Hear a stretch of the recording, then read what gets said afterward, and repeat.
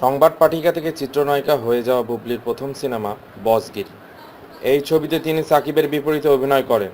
এরপর সাকিব ও বুবলি অভিনয় করেন শুটার সিনেমায়। এই দুটি সিনেমাতেই বুবলি বেশ আলোচিত হন।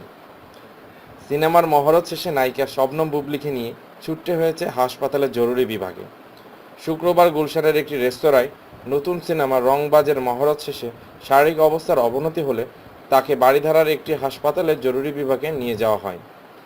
শবনম বুবলির বড় বোন নাজনীন মিমি বলেন, বর্তমানে ওই হাসপাতালে তার স্বাস্থ্য পরীক্ষা করা হচ্ছে। জানা গেছে, অতিরিক্ত জ্বর ও রক্তচাপ কমে যাওয়ায় বুবলিকে আজ রাতে হাসপাতালে নিয়ে যাওয়া হয়। নাজনীন মিমি প্রথম আলোকে বলেন, কয়েকদিন ধরে বুবলি অসুস্থ। আজ এই অসুস্থতার মধ্যেও নতুন ছবি রংবাজের মহরতে অংশ নেন।